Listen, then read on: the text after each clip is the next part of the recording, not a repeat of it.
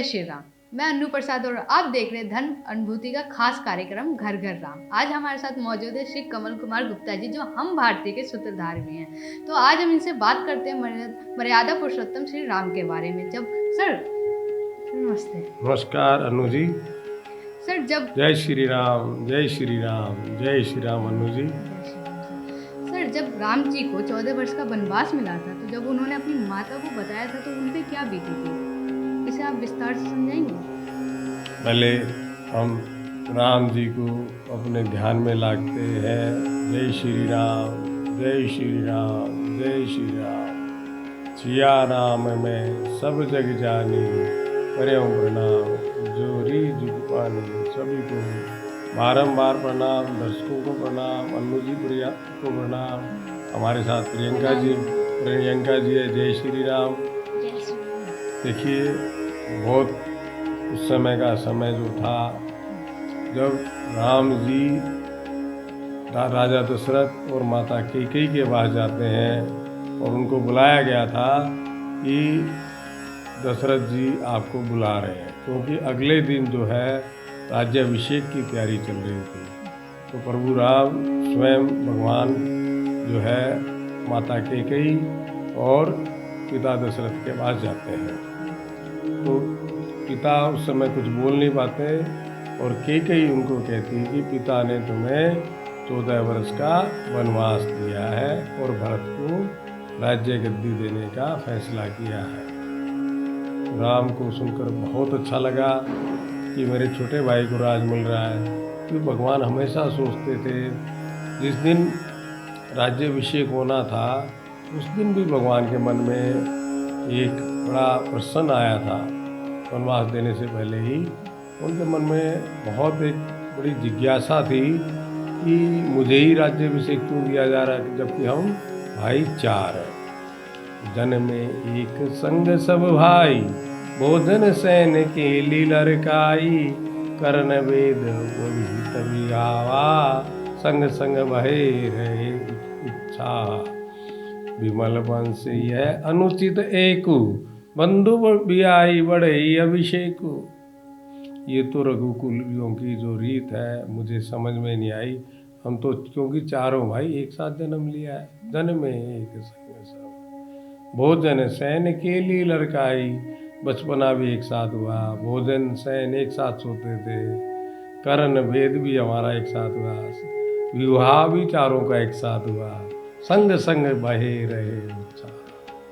सारे कार्य तो एक साथ हुए हैं। और राजा ने तो जो प्रण किया था कि राम को राज्याभिषेक बनाया जाए, राज्य बनाया जाए, भगवान को थोड़ा सा लग रहा था कि मेरे को ही क्यों चुना गया, क्योंकि हम चारों भाई एक साथ जन्म लिए हैं, बड़ा छोटा तो है ही नहीं। जबकि वास्तव में राम जी बड़े थे, फिर भी उनको ये लगा था कि हम लोग तो ये जो रघुकुलियों की जीत है, बंधु बियाई बढ़ई अभिषेक, मैं थोड़ा बड़ा हूँ तो मुझे ही क्यों राज्याभिषेक किया जा रहा है। तो ये उनको ये नीति थोड़ी कम समझ में आई थी कि विमल वंशीय अनुचित एक, उनको उचित नहीं लगा, अनुचित एक बंधु बियाई बढ़ई अभिषेक। तो थोड़ी देर के बाद में उनको बुला लिया गया, क्योंकि कैकेयी माता दशरथ जी से वरदान मांग चुकी थी। तो वरदान का जो समाचार है वो कैकेयी माता ने राम को सुनाया था कि तुम्हें पिता ने 14 वर्ष का वनवास दिया है। तो ये सुनने के बाद में राम जी कैकेयी माता से आशीर्वाद लेकर और पिता को प्रणाम करके माता कौशल्या के भवन में आते हैं। सबसे पहले वो कौशल्या के भवन में आते। तो ये सुन समाचार कौशल्या जी को अचानक धक्का न लगे, बड़े आराम से धीरे से भगवान बताना चाहते हैं। तो भगवान से कौशल्या जी को ये पता नहीं था।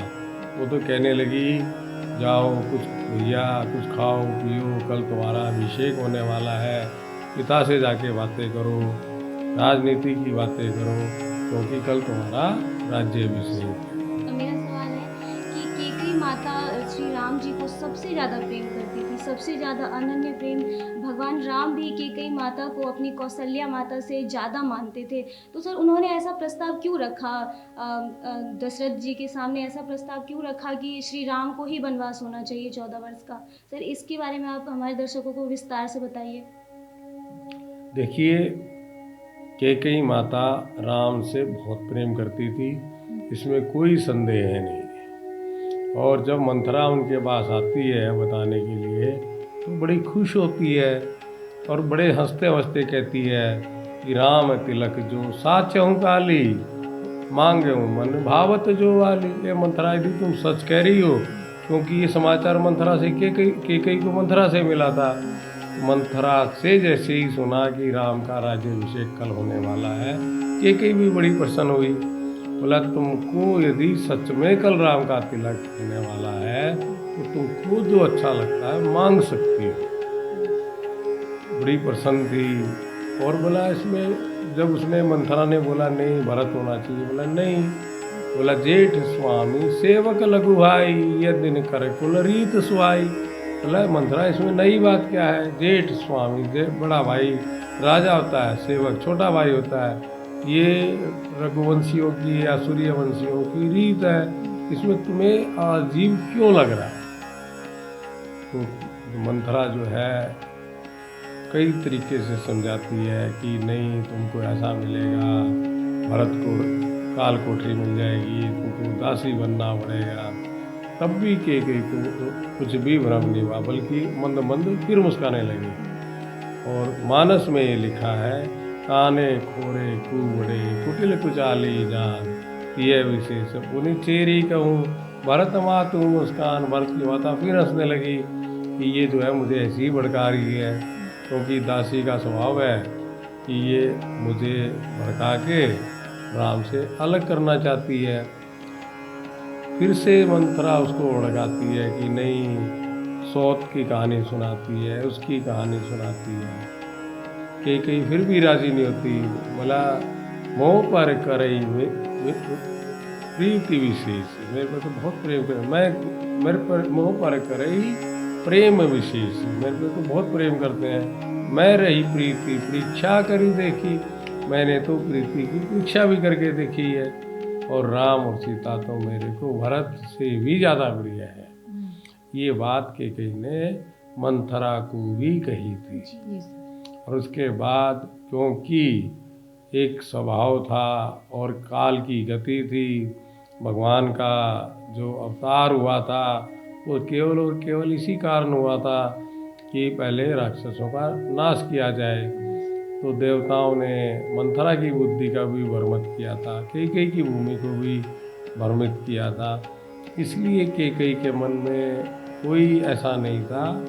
कैकेयी ने कालवश देवताओं के की बुद्धि के कारण, मंथरा की बुद्धि फेरने के कारण कैकेयी ने राम को राज्य के बजाय वनवास मांगा। सर, जब राम जी को 14 वर्ष का वनवास मिला था तो उनकी धर्मपत्नी होने के नाते सीता जी को उनके साथ जाना था। फिर लक्ष्मण जी क्यों थे? 14 वर्ष का वनवास उन्होंने क्यों किया? देखिए, सीता जी को वनवास नहीं मिला था, केवल राम को मिला था। सीता ने आग्रह किया कि मैं जो है आप रहोगे वनवास में, उसने पति धर्म को।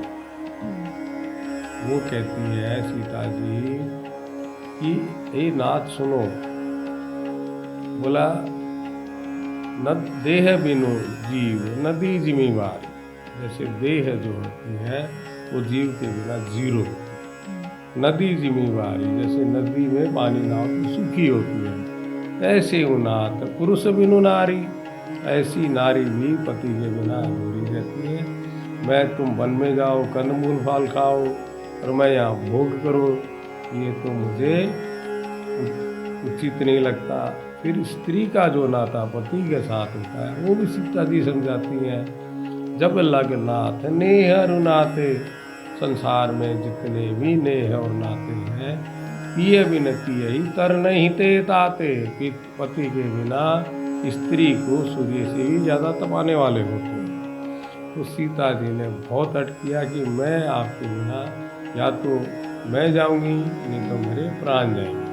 भगवान ने सोचा यदि मैंने सीता जी को छोड़ दिया, ये अवध मिथिलेश कुमारी है, धरती पुत्री है, ये कहीं न कहीं मेरे वियोग में प्राण न छोड़ दे। सीता जी को भगवान ने इसलिए साथ दिया। सर लक्ष्मण जी भी उनके साथ गए थे, इस पे आप कुछ बताएंगे? देखिए, लक्ष्मण जी शेषावतार हैं।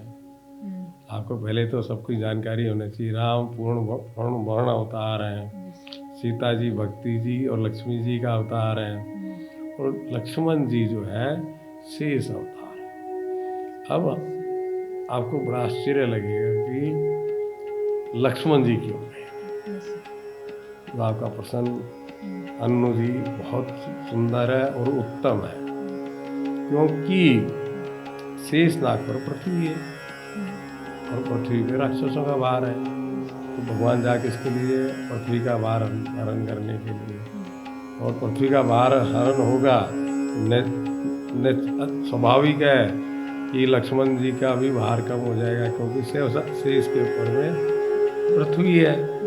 तब ये सुमित्रा के पास जाते हैं लक्ष्मण जी पूछने के लिए कि मुझे तो वनवास को जाना है। तो सुमित्रा ने बहुत बढ़िया उनको जवाब दिया कि तुमरे काजी राम बन जाई, हेतु न तात दूसर कछु नाई। तेरे लिए तो जा रहे हैं, तेरा ही तो वजन कम करने जा रहे हैं लक्ष्मण, और इनका दूसरा कारण कुछ है ही नहीं। तो तुमको क्या करना लक्ष्मण, कि अवध में क्यों रहना है? अवध कहाँ है?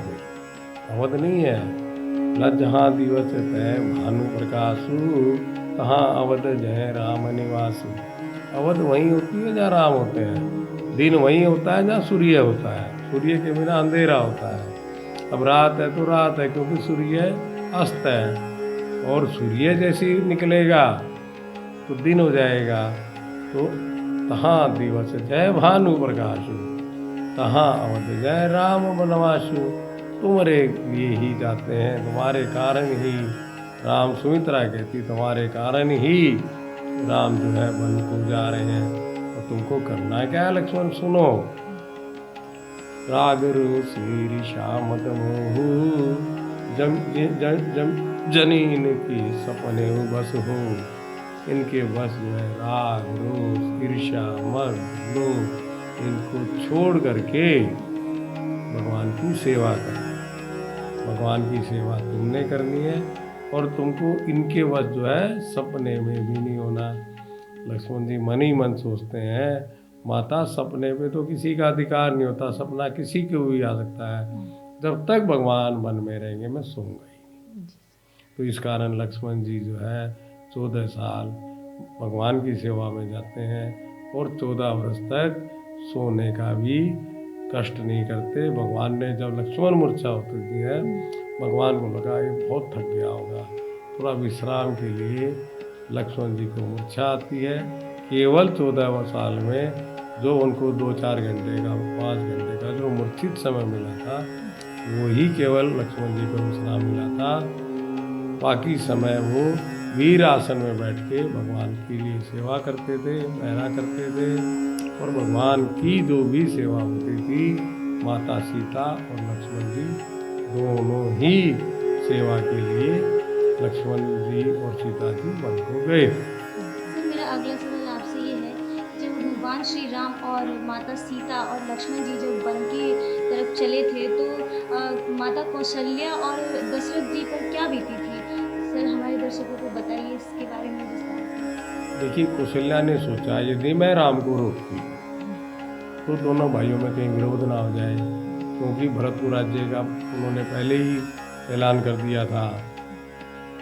तो कौशल्या जी ने सोचा कि भाई ये नहीं बने तो ये बनेगा, लेकिन माँ के कष्ट तो अलग ही होते हैं। लेकिन उसने एक बात जरूर की कि तुमको आदेश किसने दिया है? तो यदि दो केवल पितु आए सुता, तो नहीं जानी बड़ी बात। यदि केवल पिता का आदेश है तो मत जाओ। और मैं बड़ी हूँ, माता हूँ, क्योंकि पुत्र पे अधिकार पिता से ज़्यादा माता। तो मैं सुप्रीम कोर्ट होती माताएं एक्चुअल में, तो पिता की बात न मान के माता का आदेश मानना कि मैं राजा का यदि आदेश है तो मैं उसको ख़त्म करती हूँ। जो पितु मात कैसी बन जाना, यदि दोनों का आदेश है, कौशल्या और कैकेयी जी का और माता कैकेयी का और दशरथ का, जो पितु मात कैसी बन जाना, सो कानन सत अवध समाना।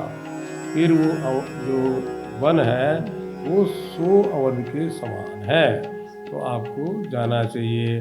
और मैं जो है माता बलिहारी आती है, क्योंकि तुम जो है शुभ काम करोगे, सबके साथ मिलना, सबके साथ अच्छा व्यवहार करना, जो है प्रेम प्रमोद में रहना।